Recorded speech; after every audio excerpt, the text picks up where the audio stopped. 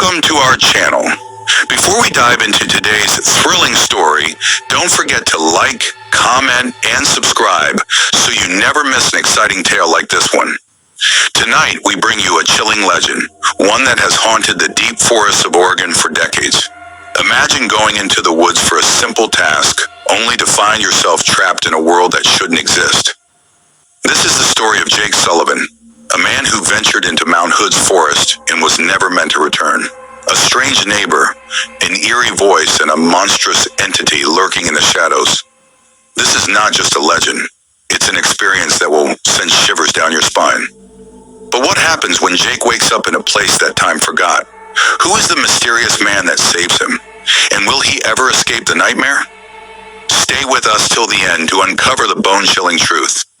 And don't forget, if you enjoy stories like this, hit that subscribe button and turn on notifications so you won't miss what's coming next. Now let's begin, if you dare.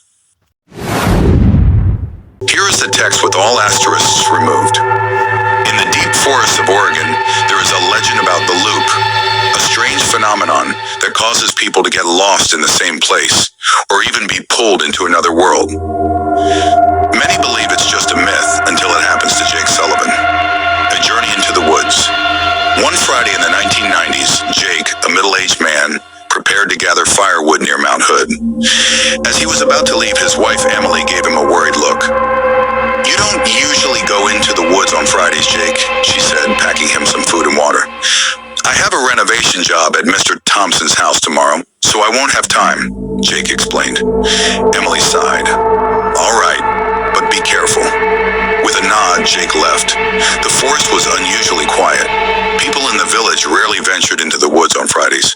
Without much thought, he began collecting fallen branches. As he was focused on picking the best pieces, a hand suddenly tapped his shoulder. "Jake!" Startled, Jake turned around to see Rob Carter, his neighbor. "Damn it, Rob. You nearly gave me a heart attack," Jake grumbled. "The firewood here isn't great. There's better stuff deeper in." "Come on, I'll show you," Rob said before walking away, not waiting for a response. Without realizing it, Jake followed.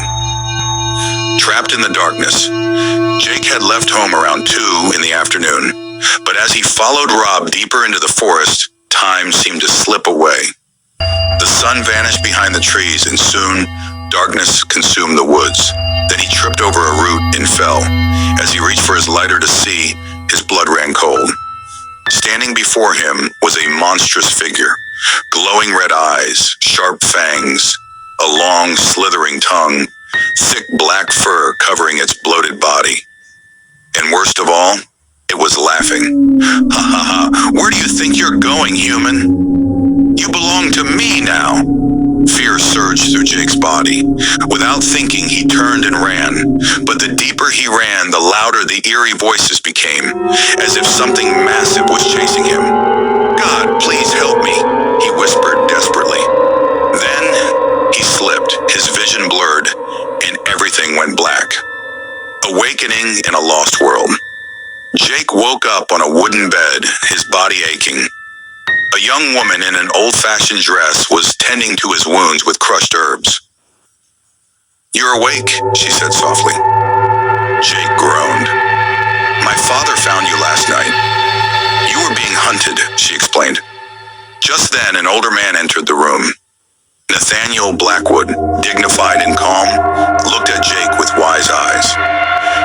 "You are in a place unseen by ordinary men," Nathaniel said. "No." Jake swallowed hard. "How do I get back home?" "The place where you collapsed is the gateway. However," Nathaniel hesitated. "However, what?" Jake asked anxiously. "They are still looking for you," Nathaniel replied. Jake felt a chill run down his spine. "But I didn't do anything wrong. I was just gathering firewood," Nathaniel sighed. "You are not at fault. They simply enjoy toying with humans. For now, rest. You are safe here." The young woman added, "If you leave now and they find you again, you won't survive." Realizing he had no choice, Jake lay back down, his thoughts racing. Damn, The search in the real world. Back in the village, Emily was growing anxious. By nightfall, Jake had still not returned. She alerted the village elders, and soon a group of men gathered to search the woods. Strangely, they carried unusual items. Mortars and pestles, winnowing baskets, plates and spoons, which they clinked together like small bells. Wet cloths. "Why bring kitchen tools?" a young man asked. An elder replied, "Our ancestors believed that searching for the lost must mimic the morning routines of home life. If the spirits have taken him, this ritual might bring him back." Suddenly, a breakthrough. One of the men found Jake's abandoned food container in the forest. The search intensified.